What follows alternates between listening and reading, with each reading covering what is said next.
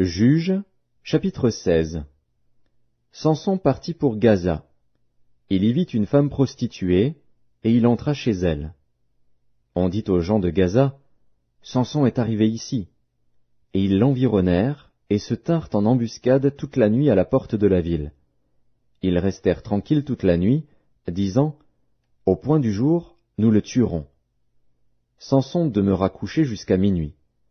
Vers minuit, il se leva, et il saisit les battants de la porte de la ville et les 2 poteaux, les arracha avec la barre, les mit sur ses épaules, et les porta sur le sommet de la montagne qui est en face d'Hébron.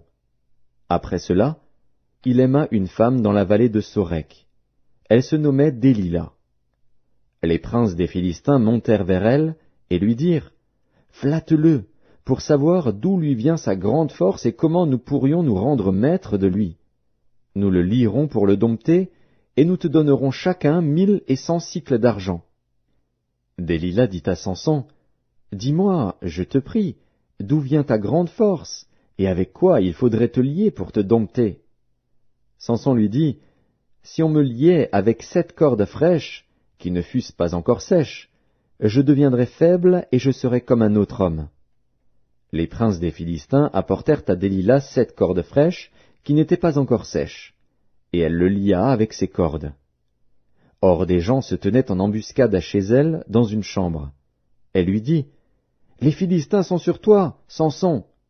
Et il rompit les cordes, comme se rompt un cordon d'étoupe quand il sent le feu. Et l'on ne connut point d'où venait sa force. Délila dit à Samson, Voici, tu t'es joué de moi, tu m'as dit des mensonges. Maintenant, je te prie, indique-moi avec quoi il faut te lier. Il lui dit, Si on me liait avec des cordes neuves, dont on ne se fût jamais servi, je deviendrais faible et je serais comme un autre homme. Délila prit des cordes neuves, avec lesquelles elle le lia.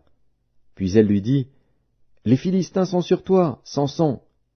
Or des gens se tenaient en embuscade dans une chambre, et il rompit comme un fil les cordes qu'il avait au bras. Délila dit à Samson, Jusqu'à présent tu t'es joué de moi, tu m'as dit des mensonges. Déclare-moi avec quoi il faut te lier. Il lui dit, Tu n'as qu'à tisser les 7 tresses de ma tête avec la chaîne du tissu. Et elle les fixa par la cheville, puis elle lui dit, Les Philistins sont sur toi, Samson. Et il se réveilla de son sommeil, et il arracha la cheville du tissu et le tissu. Elle lui dit, Comment peux-tu dire, Je t'aime, puisque ton cœur n'est pas avec moi? Voilà 3 fois que tu t'es joué de moi, et tu ne m'as pas déclaré d'où vient ta grande force. Comme elle était chaque jour à le tourmenter et à l'importuner par ses instances, son âme s'impatienta à la mort, il lui ouvrit tout son cœur, et lui dit, Le rasoir n'a point passé sur ma tête, parce que je suis consacré à Dieu dès le ventre de ma mère. Si j'étais rasé, ma force m'abandonnerait, je deviendrais faible, et je serais comme tout autre homme. Délila, voyant qu'il lui avait ouvert tout son cœur, envoya appeler les princes des Philistins, et leur fit dire, Montez cette fois, car il m'a ouvert tout son cœur. Et les princes des Philistins montèrent vers elle, et apportèrent l'argent dans leurs mains.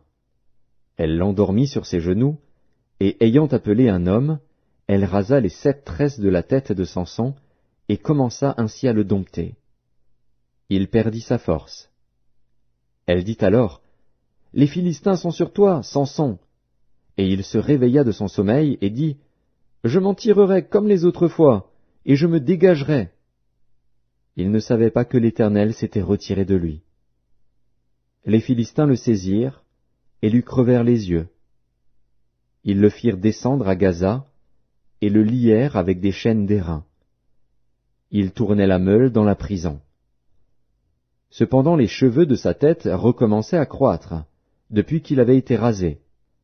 Or les princes des Philistins s'assemblèrent pour offrir un grand sacrifice à Dagon, leur dieu, et pour se réjouir.